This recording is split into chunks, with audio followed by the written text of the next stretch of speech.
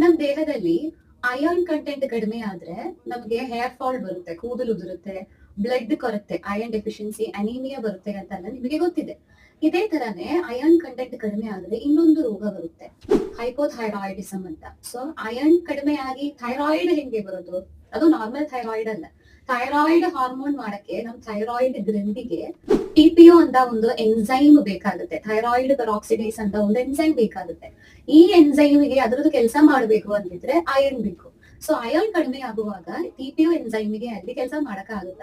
So ಟಿಪಿಒಗೆ thyroid peroxidase ಎನ್ಸೈಮ್ಗೆ ಅದ್ರದ್ದು ಕೆಲಸ ಮಾಡಕ್ ಆಗದೆ ಇರುವಾಗ್ಲಾನೆ ಆಟೋ ಇಮ್ಯೂನ್ ಥೈರಾಯ್ಡ್ ಆಗಿರುವ ಹರ್ಷಿಮೋಟೋಸ್ ಥೈರಾಯ್ಡಿಸ್ ಅಂತೆಲ್ಲ ರೋಗಗಳು ಬರುದು.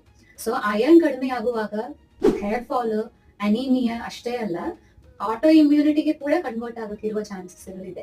ಸೊ ನಿಮಗೆ ಏನಾದ್ರೂ ಅಯನ್ ಕೊರತೆಗಳಿದೆ, ಕೂದಲು ಉದುರುತ್ತಾ ಇದೆ, ಇಲ್ಲ ಹಿಮೋಗ್ಲೋಬಿನ್ ಕಂಟೆಂಟ್ ತುಂಬಾ ಕಡಿಮೆ ಇದೆ, ಇಲ್ಲ ನಿಮ್ದು ಉಗುರುಗಳು ಬೇಗ ಬೇಗ ಬ್ರೇಕ್ ಆಗ್ತಾ ಇದೆ, ಈ ತರ ಸಿಂಟಮ್ಸ್ ಗಳು ಕಂಡು ಬರ್ತಾ ಇದೆ ಅಂದ್ರೆ ಅಯನ್ ಟೆಸ್ಟ್ ಮಾಡಬೇಕು. ಸೊ ಅಯನ್ ನಿಮ್ ಬಾಡಿಯಲ್ಲಿ ಕಡಿಮೆ ಇದ್ರೆ ಅಯನ್ ಜಾಸ್ತಿ ಇರುವ ಸೊಪ್ಪು ತರಕಾರಿಗಳು, ದಾಳಿಂಬೆ ಹಣ್ಣು, ಫಿಕ್ಸ್, ಖರ್ಜೂರ ಹಾಗೂ ಒಣ ದ್ರಾಕ್ಷಿ ಇದನ್ನೆಲ್ಲದನ್ನ ದಿನ ನಿಮ್ಮ ಆಹಾರದಲ್ಲಿ ನೀವು ಸೇರಿಸಬೇಕು.